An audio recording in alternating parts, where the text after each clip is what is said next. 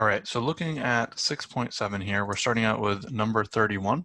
So here we just want to find all the zeros of the polynomial function. So to find all of my zeros here, this is where I would find all of my possible rational zeros, and then I would go through and test them out with synthetic division. Now, one thing that I can do to save myself a little bit of time here is that I can use a graphing calculator, or we can use something like Desmos, where this is going to give us a few of the real zeros that we can kind of like see more easily. So we will enter this in. Here we got y equals x to the fourth minus x to the third.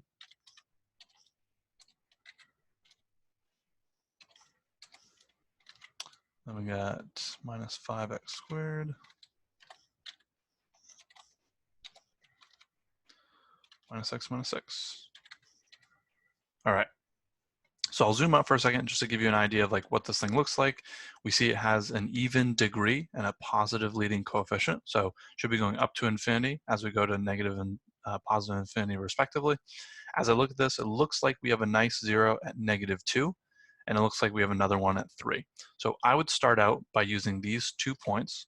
So I want to try and use -2 and 3 for my possible zeros. And then to do that, we are going to set up our synthetic division. So we'll set it up over here. Actually, I'm going to get rid of this entire other chunk of the problem because it's just eating up space for us. So let's set this up. Start out with -2. And I am using the 1, which is in front of my x to the fourth. I have a -1 out in front of my x to the third. I have a -5 out in front of my x squared, a -1 out in front of my x, and then my last constant here is a -6. So to do my synthetic division, the first thing is going to drop down. So there's just going to be a 1 times -2 gives me -2. Add these up, I get -3. Times -2 gives me +6. Add these up, I get 1. Times -2 is going to give me -2. Gives me a -3. Gives me a 6. And now I got a 0. So here, I just confirmed that -2 is indeed a 0 for this function. So now I'm going to continue doing my synthetic division from this point. And now I could either test -2 again, or I could move on to testing 3. I'm going to move on here to testing 3 because I think if I do one more and I have a pretty good hunch that this is going to work, I'll then have it down to a quadratic and I can just solve from there. So using 3 here, set this up. And again, I want to use these values that I had, so I'm going to start out with 1, -3, 1, -3. I guess I'll show there's a split between these two. I'm going to use blue now, so I'm going to have my 1 come down as a 1, times 3 is 3. Add these up, I get 0, times 3 is 0, 1, 3, 0. Cool, I got another 0. So here I just confirm that 3 is another one of my zeros. Now as I look at this thing, this is 1x squared plus 0x plus 1. And I want that thing to be equal to 0. So if I did x squared plus 1 equals 0, and then I solved, I can do x squared equals -1 by subtracting 1 from both sides. I take this and I take the square root. When I take the square root, I'm always going to get plus minus, so x is going to equal positive or negative square root of -1. The square root of -1 is just I. So x equals plus or minus I. So now here I'm looking for 4 zeros. I got 2 right here because I have positive I and I have negative I, and then I have -2 and 3. So for all the zeros of my polynomial function here, my final answer should look like -2, 3, and then plus or minus I.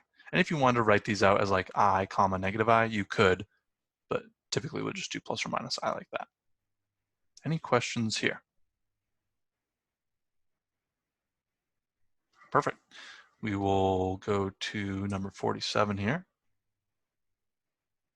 So here we're going to use a graphing calculator to graph the polynomial function, and we're going to use the zoom or root feature of the calculator to find the real zeros. Again, This is a bit tough without the graphing calculator. Hopefully you're able to use the Calculate 84 app or use Desmos or something like that in terms of finding these roots. Don't worry about this stuff too much in terms of like the exam. There'll be less of this because again, I'm going to put less emphasis on these sort of like calculator tricks. But we will look at it and we'll take a peek at it in Desmos. So x to the third minus x squared.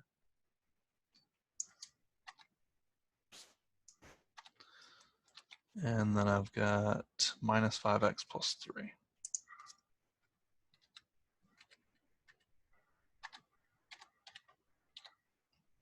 So looking at this thing, I see I have a cubic function. It's going down to the left, up to the right, because it's a positive odd function. I have a 0, which appears here at like -2 and some junk. I've got another 0 here that appears at like, somewhere between 0 and 1, so call it 5.72. And I have another 0 that appears here at like approximately 2.5. So when we're doing these things, again, I basically only care about that high level at this point. Now, could we go through and maybe there's some possible rational zeros for these things? Okay, maybe, I don't know. If we look at these, our possible rational zeros are going to be all of our factors of 3 over all of our factors of 1. So I've only got 1 over 1 and 3 over 1 as my possible like rational zeros. So here it's basically just saying I don't have any rational zeros for this problem. So again, jumping back to like what is this actually looking for, we're using 0 or root feature of the calculator to find the real zeros. And again, these are going to be decimal approximations. So for this one here, for number 47, it looks like we have negative, I would just call it 2.09.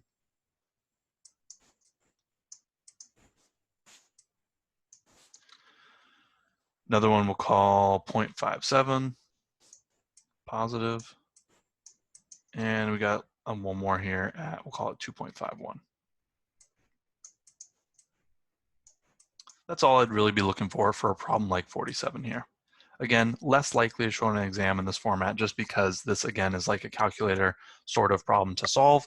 Not everyone has access to a graphing calculator, and anybody can just go online, plug this thing in, and find these zeros. There's not a whole lot of like skill or understanding required in doing a problem like this. So 51, very similar. I can do that if people want, but I feel like people are probably good just based off seeing 47. Does anybody really want to see 51? I think I'm good. Good? Okay, cool. So we'll call it good on 51, having seen 47, and just understand this can be very similar. X to the fourth is a positive, so positive 1, x to the fourth is going to be a positive even function. So it's going to go up, and it's going to go up, and maybe it does some crazy stuff in the middle. Who cares? So at least that bit is like what I'd be looking for in terms of understanding. But again, calculator tricks for the rest. So looking at 59 here for 1890 through 1990, so we got 100 years of data. American Indian, Eskimo, and Aleut population in thousands can be modeled by this function. Okay, so basically we've got, this is our population function, where T is the number of years since 1980. So basically it's saying that, or excuse me, 1890, I keep doing that. 1890 is going to be 0. So for all of these, what essentially saying is just go out to 100. So when it's talking about 1990, that's going to be 100. So just adjusting. This is a very common practice when we're talking about dates. Rarely is it that we actually want to use the date itself. Like I'm not talking about some split between BC and AD. Typically I'm talking about like something happened in 2010 and now we're in 2020. That's 10 years later. So I'll talk about the 2010 date as being time 0, and then 2020 would represent time 10. So just in line with that sort of same year modeling practice. In what year did the population reach 722,000? So again, this is much more of just a calculator problem. I will explain how to do it, but again, less likely to show for you guys like on an exam. So these are some pretty gnarly numbers here. It's gonna require a few flips back and forth, so bear with me.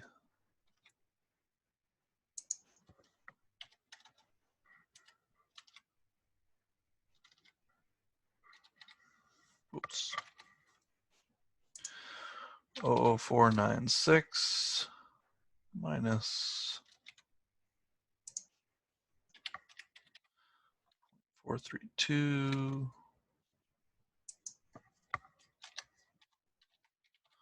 plus 11.3, and we get plus 212. This is quite the complex population model. I'm fairly skeptical of its statistical significance, but so be it. Here we have the thing we want, and we're also interested in 722,000, so we're just going to have a horizontal line.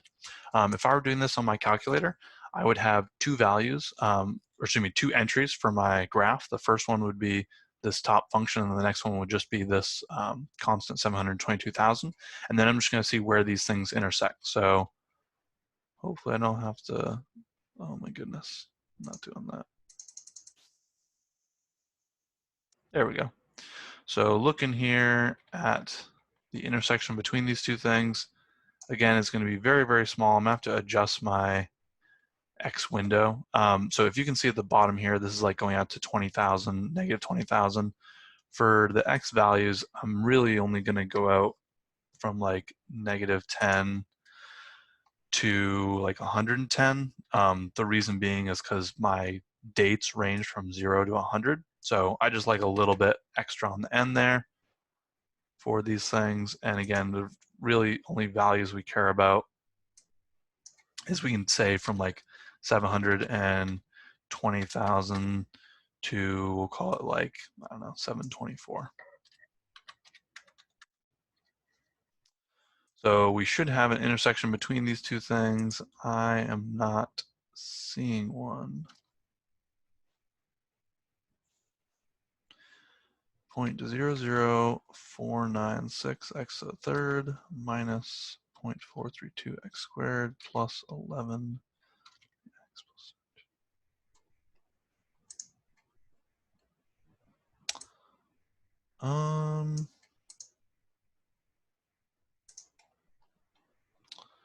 Yeah, I don't know.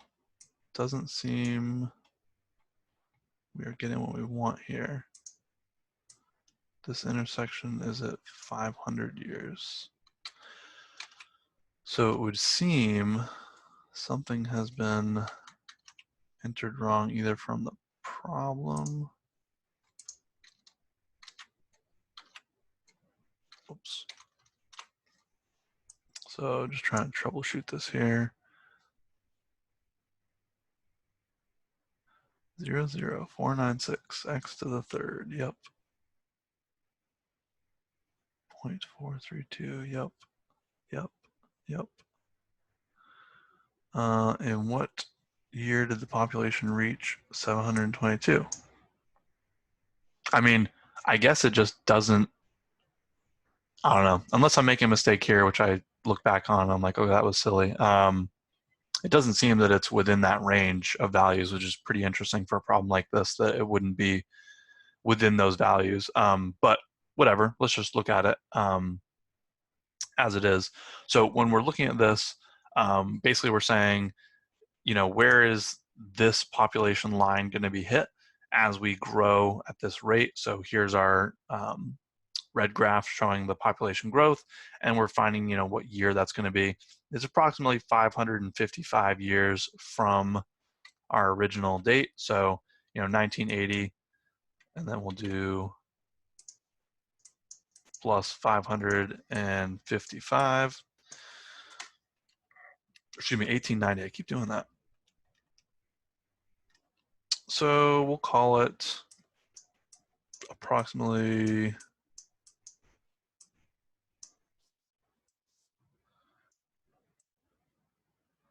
2,445. So again, either a bad problem or I somehow entered in a value wrong or something like that. I wouldn't be too concerned about this. Basically, it's just an intersection of these two things. On a graphing calculator, the thing that I would be slightly more interested in people being able to do would be to look at this and follow the keystrokes, which is to go to your graph. Oops, I just want images. So basically to go to your graph, so once we've hit y equals, we've entered our equations, we're in our graph, so that's this here. Window can be adjusted like this. Again, window for this one, I would say from negative 10 to 110 would have been reasonable. Clearly, we needed to expand out on that, so that's one thing you can adjust. And then for the Y for the window, again, I just did 720 to 724,000, just because I'm only concerned with 722,000. So once I do that, I can do second and then go over here to calc, and then I'll go down to the fifth option, which is intersect, and I'll hit enter, enter, and then it'll say guess and hit enter again, and that will have selected both of my lines. It skips over the thing where I'm guessing, which I think is personally the most useless feature on this calculator, and then it would spit out my intersection point, and for the intersection point, it would spit out approximately, 555 and comma 722,000. So that's another way of finding this value, again, kind of less significance to me. Any questions on 55?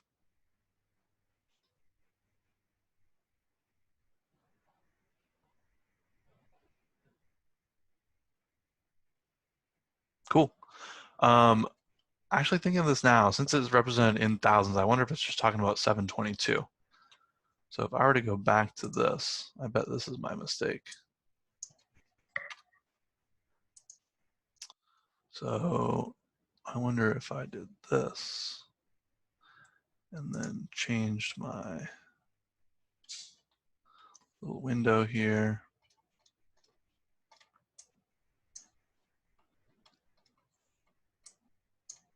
There we go, much nicer values. So that was definitely the issue. So I forgot that this problem said population in thousands. So that was my bad. So I was using actual 722,000, which in this context would represent 722 million. So that's why I took 555 years. So let's just ignore that for a second. If you're actually using P in thousands, it just means we're looking for 722. When I'm doing that, again, Y value is going to be equal to 722. Looks like I have an intersection point here at 75 years. So approximately 75 years out from my 1890, which would put me at 1965.